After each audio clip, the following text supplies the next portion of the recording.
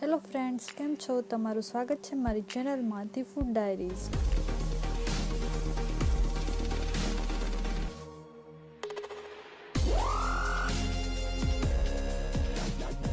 આજે આપણે બનાવીશું પાણીપુરી. જો તમને મારી રેસીપી પસંદ આવે તો વિડીયોને લાઈક કરો અને ચેનલને સબસ્ક્રાઈબ કરો અને વધુ નવી રેસીપીસ જોવા માટે બેલ આઇકોન પર ક્લિક કરો. પહેલાં આપણને બનાવીશું પૂરી. તો પૂરી બનાવવા માટે આપણને જોશે અડધો કપ રવો અને 3 ચમચી મેંદો. હવે આપણે રવા અને મેંદાને એક બાઉલમાં લઈ બરાબર મિક્સ કરી લેશું.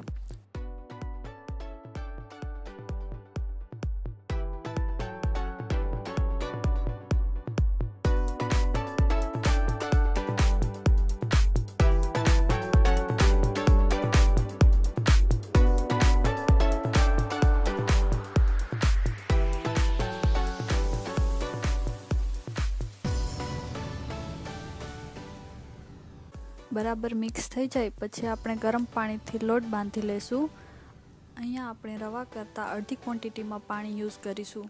પાણી એડ કરતી વખતે ચમચીથી હલાવવું. પાણી બહુ ગરમ હોવાથી તમારો હાથ દાજી ન જાય એનું ધ્યાન રાખવું. હવે લોટ બરાબર બાંધી લેશું.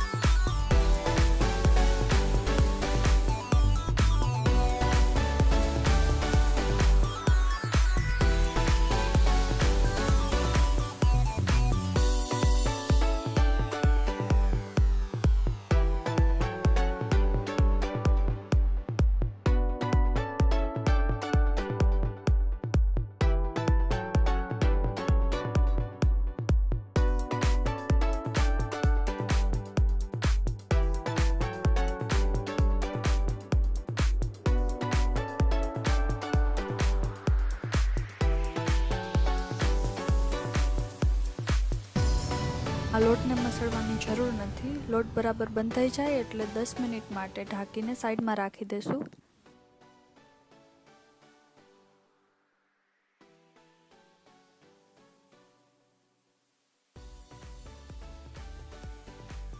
દસ મિનિટ પછી લોટને થોડો મસળી નાના એક સરખા પોર્શનમાં ડિવાઈડ કરીશું અને તેના લુવા વાળીશું.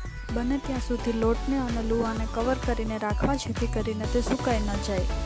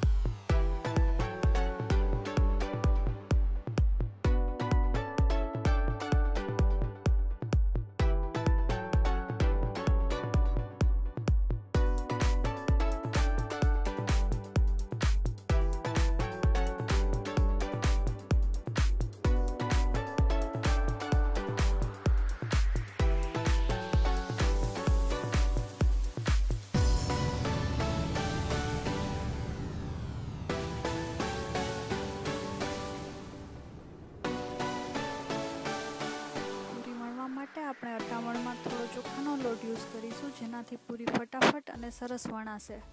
પૂરી વણી અને કોઈ કોટનના થોડા ભીના કપડા પર મૂકવી જેથી કરી પૂરી સુકાય નહીં.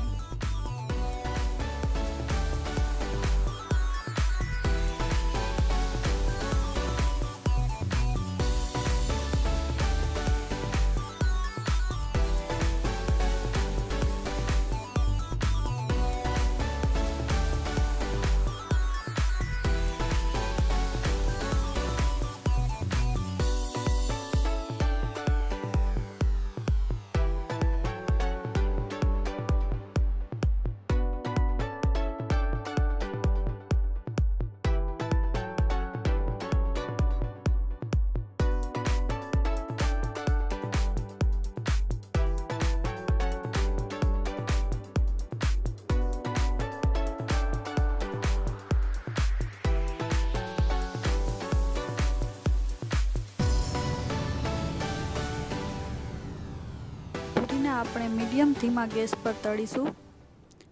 પૂરી તળતી વખતે જ્યાં સુધી પૂરી ફૂલે નહીં ત્યાં સુધી તેને ઝારા અથવા ચમચાથી હળવે હળવે દબાવવી, જેથી કરીને તે સરસ ફૂલે.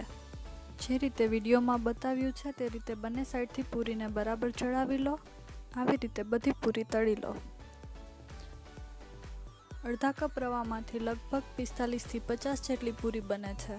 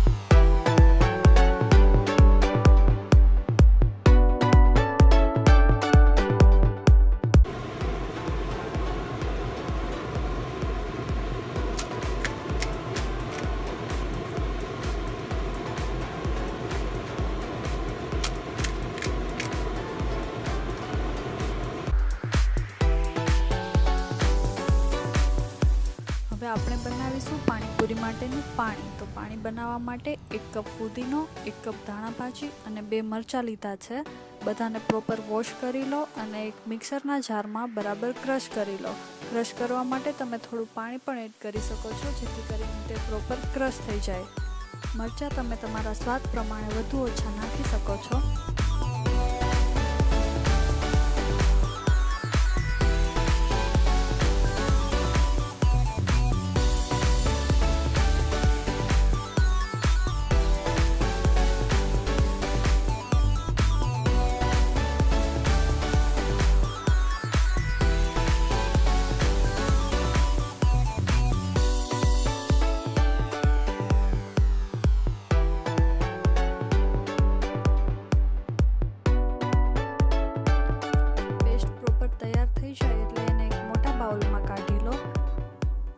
એમાં 1 ચમચી શેકેલા જીરુંનો પાવડર, અડધાની અડધી ચમચી મરીનો પાવડર, 1 મોટા લીંબુનો રસ, સ્વાદ પ્રમાણે સંચળ અને 1 લીટર પાણી ભેળવી બરાબર મિક્સ કરી લો. આ પાણી બનાવવા માટે આપણે કોઈ પણ પાણીપુરીના મસાલો યુઝ કરવાની જરૂર નથી. પાણી હંમેશા 5-6 કલાક વહેલા બનાવી લેવું, જેથી કરીને બધી વસ્તુઓનો ટેસ્ટ પાણી જોડે પ્રોપર મિક્સ થઈ જાય. પાણી સર્વ કરતી વખતે તેમાં ફ્રેશ સુધારેલી ધાણા ભાજી થોડી એડ કરો.